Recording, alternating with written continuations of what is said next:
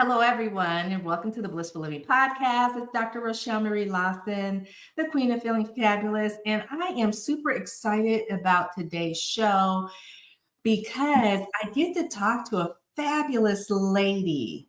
And not only is she doing wonderful things in the world, but our show today is going to be about one of my most fabulous topics to discuss.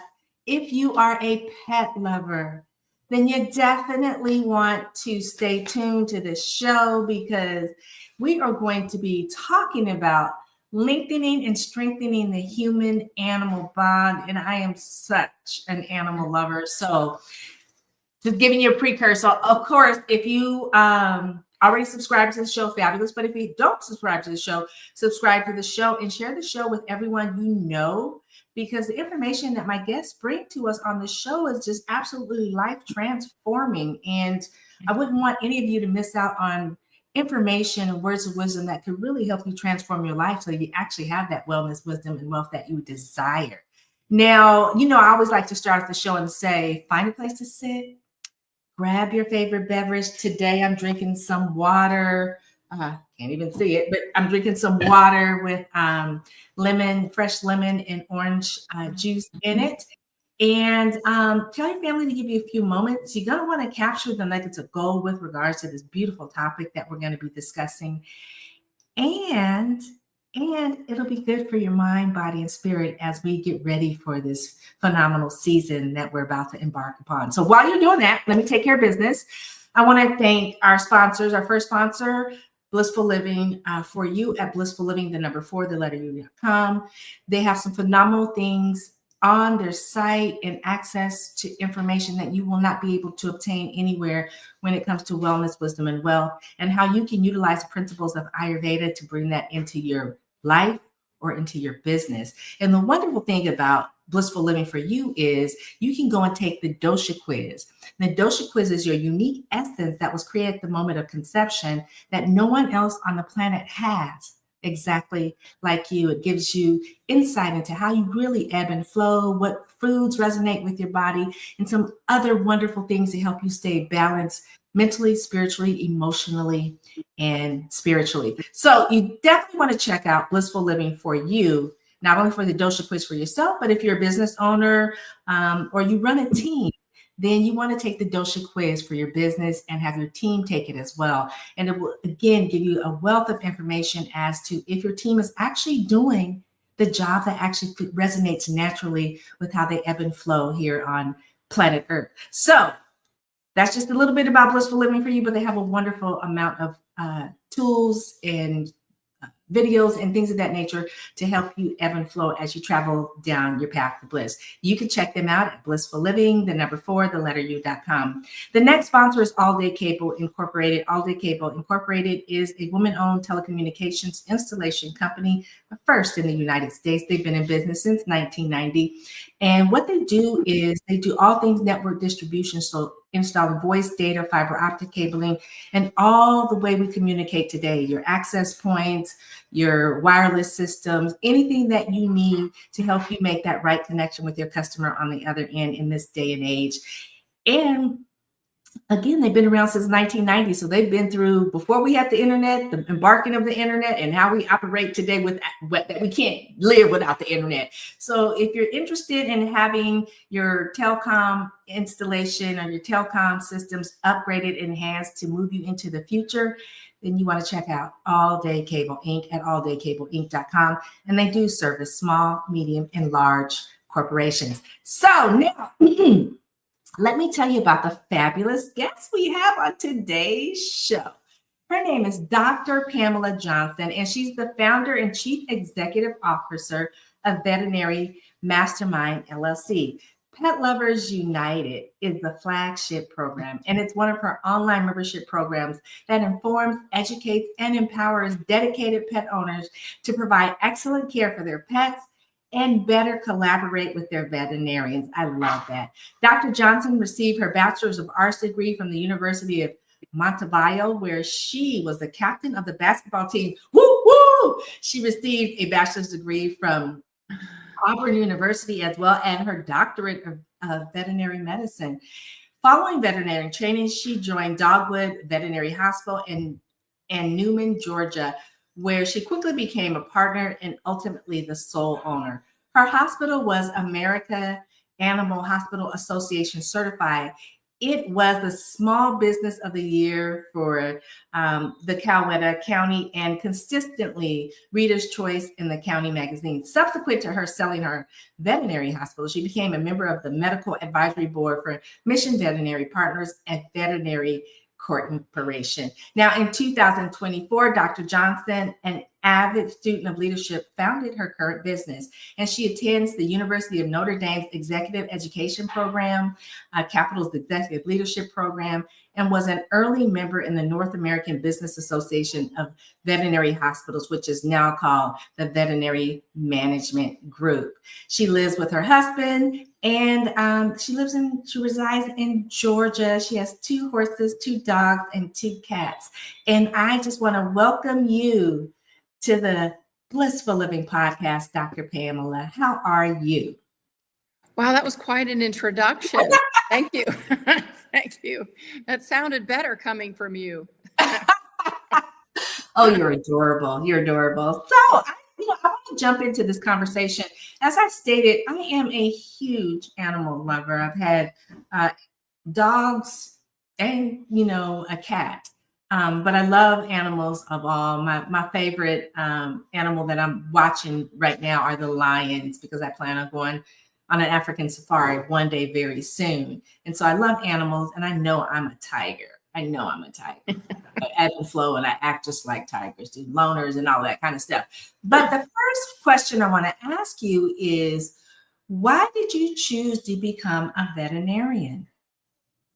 That started I think, from the womb, to be honest. I've always had a connection with nature, animals, just being out in nature has always been my biggest place of peace.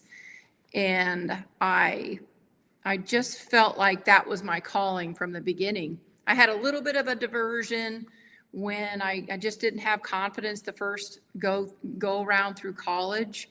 But then I kept going. I kept coming back. And so when I decided to go back to school, to follow my true love, I just said, I've got to do it. And, I was nervous about all the sciences, the chemistries, the physics, that kind of stuff. But, when you follow your passion, you find a way.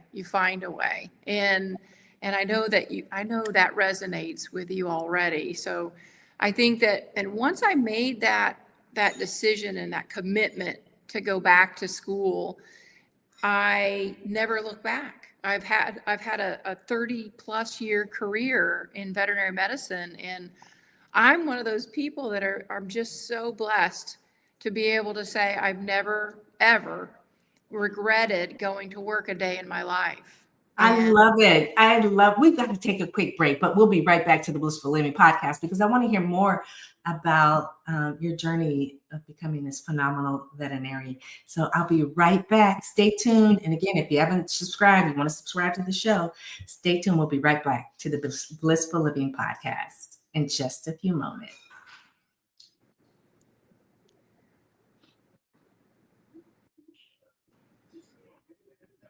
And welcome back to the Blissful Living Podcast. I am Dr. Rochel Marie Lawson, the Queen of Feeling Fabulous. And I'm with Dr. Pamela Johnson. And we're talking about what her journey was to becoming a veterinarian. We all know veterinarians are just as important to our animals as doctors are to us. And so I'm always curious about, the journey, because as a nurse, and I know my journey through nursing school, some of the stuff, is quite intriguing. So I want to digress a little bit, and I want you to share with me, what was that pivotal moment when you were in veterinary school that you knew that was the profession you were meant to be? It was making the decision to to go back to school. I had a 4-year degree already. And so I was working in communications at the time. And to be honest, I was in a car accident. And fast forward, I thought I need to follow my dreams. And I'm not going to say it was an easy decision to make because, of course, you incur a lot of debt. There was another 10 years of school. But the instant, I'm glad you asked that question, because the instant that I actually came to that conclusion that I'm going to do this, that was the single, I would say, most pivotal turning point for me in most of my adult life, because I followed my passion. That's all you could ask for. Wow, it's amazing. When I was before I went to nursing school, I had obtained an electrical engineering degree, and but due to the circumstances of the time, I wasn't. It just wasn't right. I couldn't get hired as electrical engineering in Silicon Valley because it was the 80s, and it just wasn't what we women do, right? But I went back to school and got the nursing degree. But what was one of the things that was pivotal for me was before I went back to school, my girlfriend, my best friend, was pregnant with a baby, with my nephew. And I was able to be in a delivery room with her and see my nephew being born, like front and center. And it was just such a beautiful experience. So when I did go to nursing school, I was able to deliver a baby as a nursing student. And believe me, I've delivered a lot of babies doing emergency trauma, backseat of the car, on the elevator and all of that. But it was like this confirmation for me that I had chosen the right profession. And here I am 35 years later, and I'm still a licensed nurse in multiple states, not clinically practicing ER trauma and flight nursing anymore. But I think it was such a rewarding experience for me in nursing school to just be there with a mom who didn't know me from anybody and help that baby be born. So that's why I asked, because there's always these little moments that, if you have to think back, yeah, you made the decision, but that wasn't the pivotal moment. That wasn't the defining moment where you made the choice. It had to have occurred when you were in, school, and something was like just clicked.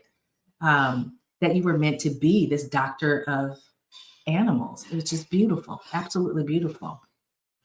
Yeah, there were, I would say that, I dare say that there were many moments, and it was almost like this continuum. I went through, it's interesting, even 11 years in, I remember a very significant moment in my career where I was feeling not depressed, but something, I could feel something churning, and I was feeling a bit of sadness. And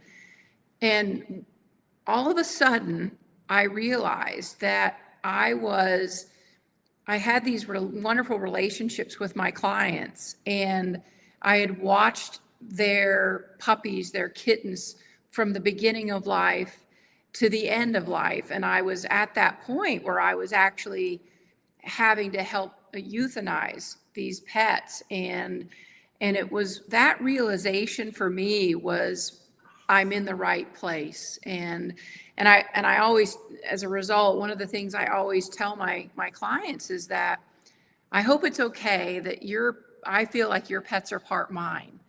And because that's the way it feels. And that connection that you have with the pet owner and the pet. I like to say there's 3 ends to that leash, right? It's the pet owner, and the veterinarian, or the veterinarian team. And that is such a powerful, powerful relationship when you have that opportunity to go through every life stage and watch not just the pet grow up, but the children grow up, and the children experiencing the human animal bond and how powerful that is. So it's I can't say it was any single one event. It was a series of event that said, yes, you are on the right path, and keep doing what you're doing, which is frankly why I'm here talking to you now after I sold my brick and mortar practice that was very successful, God was telling me, you need to do more and you need to reach more people. So here I am. I love it. I mean, I love it. I mean, you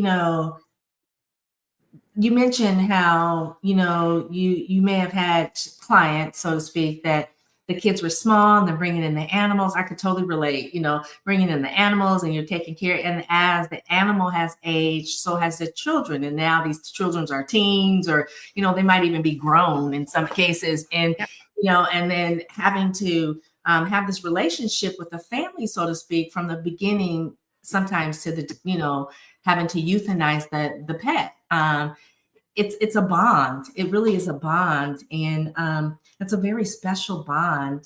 People trust their veterinarians like people trust their doctors. You know what I mean? It's like animals are our kids. They're just a different type of kid, but my animals they're my kids. I love them like my kids. I scold them like my kid. I did my kids, it's just a beautiful relationship. And they're so, how can I say?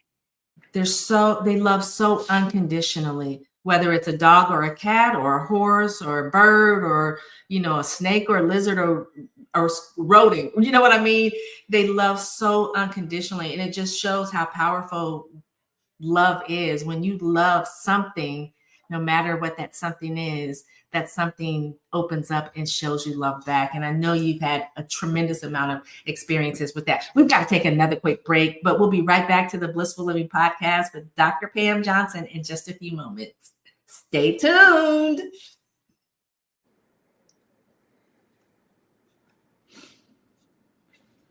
Okay, welcome back. It's Dr. Rochel Marie Lawson, and I'm with Dr. Pam Johnson, and we're talking about her journey as a veterinarian and how lengthening and strengthening the human-animal bond is so important. I guess now I want to move into the second question, a real important question I have for you is, what advice would you give to a pet parent that enables them to give their pets the best care they possibly can at any stage of that pet's life? What a great question. It really is about being what I would call proactive versus reactive. And what do I mean by that? Well, there are things that we need to understand about our individual pets' needs, whether it's a certain breed's needs or age's needs. And very often we don't speak the same language. So how do we learn to recognize the subtle clues, the subtle behaviors that very often are missed? And that's one of our, I guess, premises of why we do what we do, is to educate people. So what does good look like, and how can we not just extend life? I like to say we want to it's not just about quantity of life, it's about quality. And very often there are things that we can do to not only slow down the aging process, but extend that quality of life. And it comes down to understanding the nuances of how we really take care of our pets. And sometimes that's very difficult to get in a 15-minute visit with your veterinarian. So, talking about nutrition is very different from one pet to another. Talking about, managing their weight, talking about dental disease, oral health, and how it plays a role in either lengthening or shortening their lives. How to handle anesthesia. It's not one size fits all. And so those are the types of things one of the things I always say is there are so many things that I wish you knew as a client before you ever walked into my door, because it would help so much with that collaboration and that connection and continuing to build that and strengthen that human animal bond that we all care so much about. So, if I could lengthen that, that's what I want to do. I love it. Share some of those things that you wish we knew before we walked into your door. Because I think, we're all about educating the masses, and I think people sometimes think they know, wow, I take my kids to the doctor, so you know what I mean? And it's not the same. So share a couple of words of wisdom with regards to what you wish we knew before we walked through your door when it came to, our animals. So two things right away. I had a reputation for being very particular about your pet's weight. And that is it is literally one of two things that we have control over in our pets' lives is weight and dental health, or oral health, I should say. By keeping them at a healthy weight, you can add up to 2 years to your pet's life. And I don't think a lot of people really understand that. And then number two is the incredible amount of inflammation that occurs in the mouth if we don't take care of their gums and their teeth. It actually can facilitate heart disease. It can facilitate inflammation that extends to other places of the body, the kidneys, the liver. It actually, I don't want to underestimate the pain that they're going through that people don't recognize either. But those two things, maintaining a healthy weight throughout their entire lives and maintaining a healthy mouth, are two big things that can help maintain quantity and quality of life. I could talk about this all day long. So. Oh man, I love it. I love it. It's funny. I have an Australian Shepherd, and he's smart. I always say he's like a 7-year-old kid. It's just way too smart. But ever since he was a puppy, he always liked to come into the bathroom with me. I'm washing my face and doing my facials and brushing my teeth. And so right at a very, when he's a puppy, I started brushing his teeth. And it's so funny because every morning he comes in the bathroom, he sits there and watches me, he wants me to put stuff on his face or whatever. But when the moment I say, do you want your teeth brushed? He looks right at his toothbrush and toothpaste because I keep it in his own little jar. And he will sit there and let me get his teeth brushed. And then I always tell him, okay, now go show daddy. And he proudly prances out there and he does this like little grin, like, look, I got my teeth brushed. But I think that's so cute because I've had a lot of dogs over my course of living, and some of them weren't really fond of it. It's like I had to kind of hold them, especially the little ones. I had to hold them down and, kind of get in there. But he is just like, oh my gosh. And I always say, your teeth look so pretty. You're going to be, you're going to live a long time. You've got pretty teeth. And he just grins. I need to have you talking to all of my clients. You're the queen again of what to do with your pets. So God bless you for that. Oh, well, thank you. I mean, it just is funny. He just right away took to wanting to be in the bathroom with me in the morning and, wash my face and all that kind of stuff. And he just was always so curious. So I just started doing little stuff to him. And now every day he comes in there. It's super cute. We got to take another quick break, but we'll be right back with Dr. Pam because I'm loving this conversation about animals. Sure. It just makes me so giddy. We'll be right back to the Blissful Living Podcast. Stay tuned in just a few moments.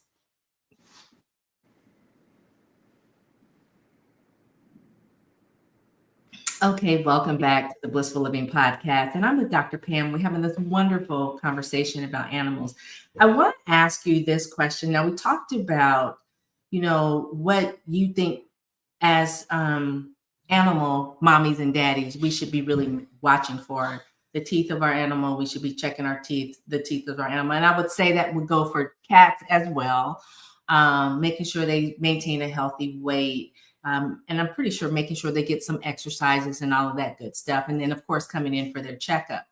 What is the number one thing beyond the teeth and the weight that you see that people tend to neglect or overlook that is easily correctable? Basically what I would say is orthopedic health, because it's something that very often people start to miss the subtle clues that our pets start to have as they mature. So that subtle hesitation before your Australian Shepherd jumps on the couch, or before the cat, used to maybe, jump readily off of the back of the couch, but they might slide down that couch instead of just jumping. And I've had a lot of people think that it was a behavioral issue when a cat wouldn't go into a litter box, when in fact it was just so painful for the shoulders and the elbows to just get in the box. And so it's one of those things that very often they're misunderstood. Their behaviors are misunderstood. And anxiety, as an example, it goes up with pain, just like it would with us. So as our dogs and cats get older, we have to start paying more attention to why are you acting this way, and what's different about what you're doing now versus what you did a year ago, 2 years ago, 3 years ago, and recognize that there's usually a medical reason for that. And oh, by the way, there's some proactive things that we can do to help slow that down. And it's waiting until, right? I said it at the very beginning. It's taking a proactive approach instead of a reactive approach to their health care. And so I always tell people, ask your veterinarian, how can I be proactive in my pet's health care? Thank you for sharing that, because, I think about my cat, and he was the only cat I had. And he lived to be 16, and he was just a fierce hunter. He was indoor, outdoor. I had a, little, I want to say doggy door, but it was a pet door because I had 2 dogs and 2 little dogs and a cat. And I did notice as he aged, he wasn't as fierce of a hunter. Sometimes he just look at the, if it was, whatever, I'm going to say rodent or whatever, kind of lived out in the country or whatever. He would just look at it like, I really don't feel like chasing you today. Whereas when he was younger, he'd be bam, pounced on it and it's dead. You know what I mean? It was just little subtle things now that I pay attention. But what was one really interesting thing was I had a Shih Tzu, and then I got my cat, Jordan. He was a kitten. And they kind of grew up together. The Shih Tzu was 3 and Jordan was just this baby kitten. And she kind of took him in, but was like, what is this? But long story short, they grew up together and they were like brother and sister. Yeah. When we had to put her to sleep at 16 because she had started having seizures and was diagnosed with cancer, he mourned her. Even though I had already had the little Chihuahua, he mourned her. He would go around looking for Mia, and go into the places where they used to play and lay in her bed. Or it was just a really interesting experience. And so I think of that like, animals are very perceptive. And sometimes we miss the subtle nuances that we should be paying attention to because we just think, oh, they're just animals. They don't experience things like we do, but they do. They do. I want to ask you this question because I know a big question that people have out there. With all the different foods we see for particularly our animals on TV, you got I can't even say the names because there's so many of them, but you've got the regular stuff that's the dog chow and stuff you see, and then which is not good food. But then you have the other ones, the blue what else? Is it blue buffalo? Yeah, blue buffalo. And then you've got the kind that you put in the refrigerator. And what should we be feeding our dogs and cats? And this is stuff really the stuff that they put in the refrigerator you see that looks like, is it really, really much better than some of the other stuff that's just dry? So this is where really highly effective marketing comes in, okay? And I lecture on this topic because it is very, very difficult anymore to discern, looking at a bag or looking at a can or looking at a tube, whatever it is, to discern the quality of the ingredients, the digestibility of those ingredients. Are they what's best for my pet? And what is the quality control in terms of how this is made? Where are those ingredients sourced? You mentioned a brand just now that is an example of a very, very highly effective marketing campaign. but that doesn't mean that it's a very good pet food. And so it's one of those things where I actually, in our membership site, we go through what are the things that you should be asking of your pet food company, wherever you're getting your food, to find out whether or not this truly is not only a good and healthy diet, but the right diet for your pet, because one size doesn't fit all. And right now there's some huge marketing campaigns out there because it's a multi-billion-dollar market. And some of the top selling foods out there are not the best diets out there. Some of them are causing pancreatitis. Some of them are actually causing heart disease because they're missing certain ingredients that are critical to maintaining heart health. And you're not hearing about those things. What you're hearing is an incredible marketing campaign, and all these little words that are on the front of the bag, holistic, and just I could go on and on. They mean absolutely nothing. They mean absolutely nothing when it comes to digestibility and overall, providing the best health for your pet. So every pet requires something uniquely different, and that's where your veterinarian can help you with that. With cats, it's even worse because if they're feeding the wrong things, it can lead to them having urinary tract disease. Again, people think it's a behavioral issue. It's not. It's a medical issue, and they're in pain when they're going through some of these episodes where either they can't urinate or they're urinating inappropriately. It's not out of spite. It's because they're uncomfortable and because they're ill. So thank you for asking that question, because it is something I'm particularly passionate about, which is nutrition. And there's a lot of trendy diets, but it doesn't mean they're good. Okay, so now here's the flip side of that question. What should we be looking for, for our animals that we should be feeding them? What should we be what type of ingredients should we be looking for? And we already know, you just said we should be paying attention to the labels, but if we don't know what we should be looking for, how can we make sure that we're providing the right nutrition for our pet? Can you share with us wisdom with regards to that, please? Yes, absolutely. And you cannot look at the label. Just forget about looking at the label. You cannot tell anything about it. And so you literally have to go to the company and ask questions like, what is the digestibility of your diet?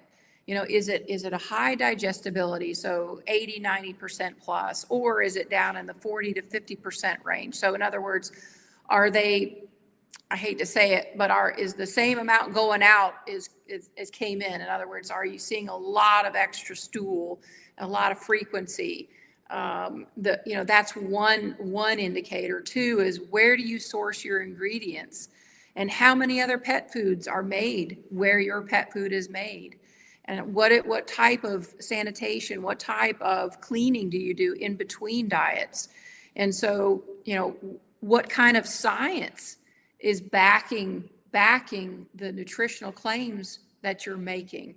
So, I could talk about this a lot, but those are some just very basic questions that I would ask. And if they get defensive, or if they don't answer you directly, that's an answer.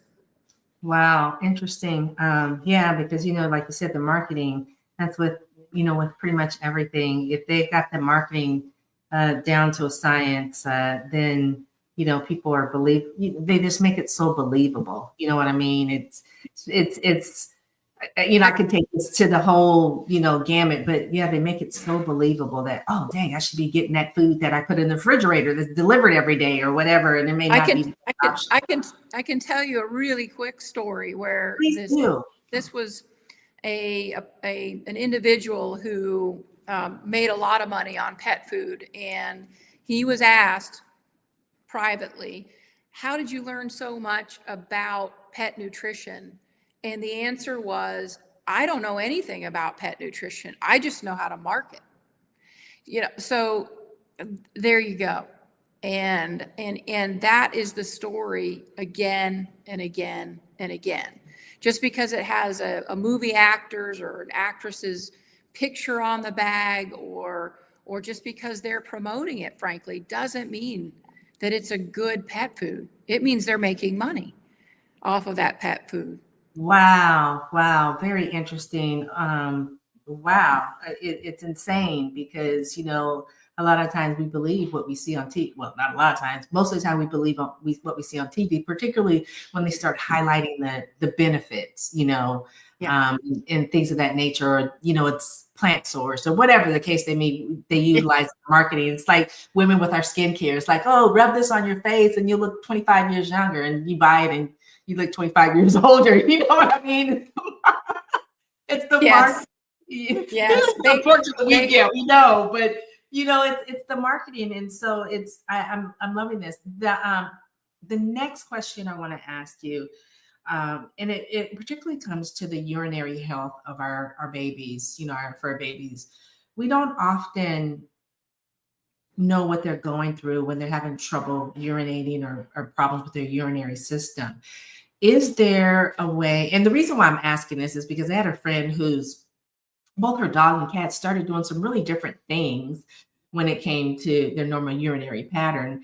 And she's like, yeah, I'm not sure what's going on. I'm like, did you take him to vet? Oh, girl, I ain't got no money for that. They just gonna tell me, whatever. So long story short, the cat ended up having bladder cancer. And one of the signs was the urine and the urinary pattern, like you were saying, and the way the urine was presenting or excreting itself from the animal. What should we be looking at, not only just with regards to their, their bones and their muscles and their eyes and their teeth, but when it comes to the urinary health, particularly for people that are not familiar with medical stuff for either humans or animals? Is there anything that we should be looking at? Because I know urinary health is very, very important for our babies as well. It really is. I'm so glad you bring that up. You look at everything from how much water are they drinking a day, how often are they going out to urinate. I recommend that people actually watch the stream of urination, because if you're actually watching them go to the bathroom, whether they're urinating or defecating, you get an idea of what their normal is. And so when you start to see, oh, it seems like you have to go out more frequently than you used to, or it seems like you're not urinating as much at one time, or it almost looks like maybe you're straining to urinate. And similar with defecation, one of my running jokes is their stool should be kickable. In other words, if you kicked it, you wouldn't get any on your shoe. And people laugh at that, but you're never going to forget it. And, and so it's one of those things where with water, they have to have clean access. It has to be clean water. I recommend, cleaning their bowls frequently. And again, paying close attention. If it's a cat, you get an idea of how often they're going into the box and how often they're urinating. And if you start to see either much smaller urinary piles or much bigger urinary piles, both of those are cause for concern. And similar with dogs, if you have a dog that's going out and having to squat and then squat and then squat to urinate, that's a red flag. And the sooner we act on that, the better we are likely to do something about it. I always tell people you can avoid things for only so long, because a lot of times people go, oh, it's too expensive. Well, guess what? It's going to be a lot more expensive later if we don't do something proactive, because if they have a UTI, a urinary tract infection, or if they have a bladder stone, which by the way does happen in dogs and cats, the sooner you act on that, the better. And then through the right nutrition, then we help prevent those from reoccurring. So it's a really good question that you ask. It's so important that you just don't let them outside to go to the bathroom and not pay any attention. You really need to be watching, because those routines matter. And more importantly, the shift in a routine really, really matters. So pay close attention to that. Wow. Thank you so much for this information. It's very informative. And I know people watching and listening to us are taking notes. And if they're not, they should be, because if you have an animal, they're like our babies. Then, like you pay attention to your kids, you should be paying attention and giving your kids, your animals, that much attention as well. So we've got to take another quick break, but we'll be right back to the Blissful Living Podcast with Dr. Pam. Stay tuned.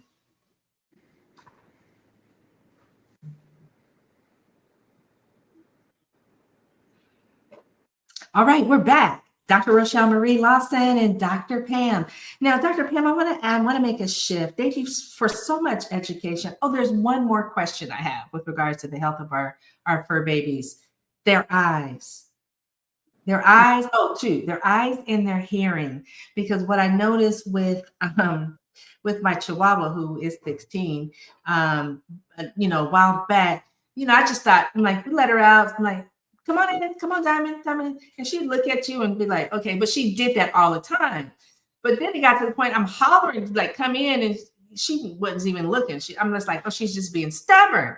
And then I realized, I'm like, I think she's getting, a hearing deficit. And same thing with the Shih Tzu. So is that another, factor, is we don't really think of our pets losing their hearing or, having vision problems. Is there signs and symptoms that we could pay attention to with regards to those two organs that could be precursors to something that could either be prevented or that we need to take care of? Yeah, and this is, again, potentially a long conversation, but you want to start at a young age, number one, looking for things like excessive tearing, redness. A lot of people don't recognize, they just think, oh, they're just crying. But if you're seeing excessive tearing in your younger pets, there's something going on, and there's a long list. And so I can't go into all of that, but you want to make sure that your veterinarian is taking a close look at not just the eyes, but the eyelids and the eyelid margins, the outside corner, the inside corners. As they age, do we expect some decrease in hearing and vision? Yes, we do. If it's sudden, that's much more concerning. But if it's a subtle change, then yes, there are things that we need to pay attention to. They get glaucoma just like we do. And guess what? You don't necessarily know it. And it's a very, very painful condition in dogs and cats. But very often people miss the early signs, and then it becomes, again, too late, because there are topical treatments, there are other treatments that are available for those kinds of things. Obviously, they do get cataracts, so that's, and some of that is, again, normal aging. Some of that can be associated with other disease processes like diabetes and hypothyroidism. There's something called hyperlipidosis. So there's a long list there. And so I want to say something about, you mentioned, oh, they're just being stubborn. Our pets are almost never just being stubborn. There's something wrong. And we have to go, okay, be curious about what's happening in my pet's life. And why is this different now than it was 6 months ago? And paying close attention to those things, because again, very often there are things that can be done to help if we catch it early enough. Oh, love it. Thank you so much for sharing. Now I want to shift into what made you close your practice. So my practice, I didn't close it. Or sell your practice. I did sell it. I had gotten to the point, and thank you for asking that, because this is a very pivotal point in my life. I had gotten to the point where I had this incredible practice with a great team of empowered people, and I had gone through all these cycles of being a business owner, and I'm a particular, I love leadership and leadership development and developing healthy cultures. And I'd reached this point where I'd kind of felt like I wasn't being challenged anymore. And I am one of these people that I have a very significant growth mindset, I would say. And I kept saying, I even said to my husband out loud, I think I need a bigger stage. And I couldn't believe I said that, because I'm more of an introvert than an extrovert. And so that led me to going, how can I reach more people across this planet than just in my single brick and mortar business? And how can I educate on a broader scale? How can I get the message out there that, hey, if you have a bulldog, the anesthetic procedure is very different than if you have a greyhound, than if you have an Australian shepherd, and so those are things that I want people to get out there. Why is one spay and neuter really, really inexpensive and another one much more expensive? There are answers to that question, and they're very meaningful for people. Why am I so passionate about teaching people how to take better care of their pets' skin health? I used to see a lot of allergic skin disease, and people go online and they Google and they think, oh, it's all about the food, which, by the way, is really, really rare. It's usually about the environment. But there are things that we can do to protect the skin barrier at an early age to either prevent or slow down allergic skin disease in our pets. And what role does diet play if any at all? And so it's how do I reach the masses? We don't want this to just be something that's within the United States.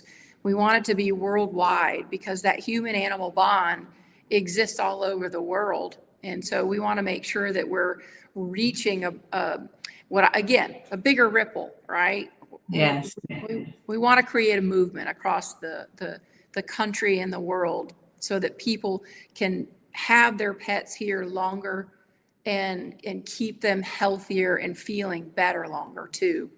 I love it. A broader reach, more global education is powerful. And the more we can educate people around the world with regards to how we can successfully and proactively take care of our animals, the better it is. Animals are just they're amazing, from the zebras to the horses, from the lions to the dogs, from the tigers to the cats, from the monkeys to the birds.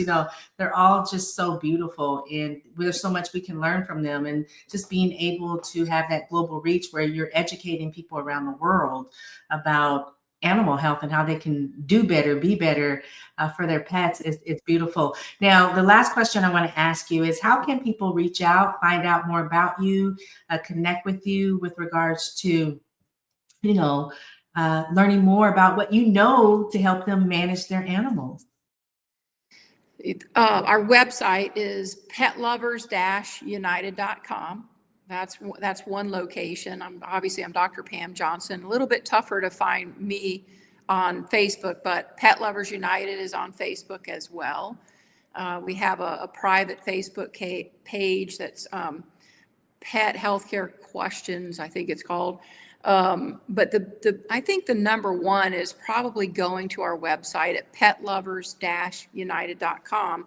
We have everything from a free newsletter, a free membership, all the way up to something that is more personal and more direct contact, so that if you have a special condition, if your pet's going to have a major surgery and you want to understand all of your options and all of your choices, then you have direct access to me through our website. And so that's where I would probably direct most people to go. Well, thank you, Dr. Pam. It's been amazing to have you here and educating us and talking with us and sharing words of wisdom about how we can better manage the health and well-being of our fur babies and the animals that we have in our lives. So thank you so much. I love the work that you're doing. Of course, I'm an animal lover, so of course I'm, and the nurse in me is just like, yeah. But to those of you out there, her information will be in the show notes.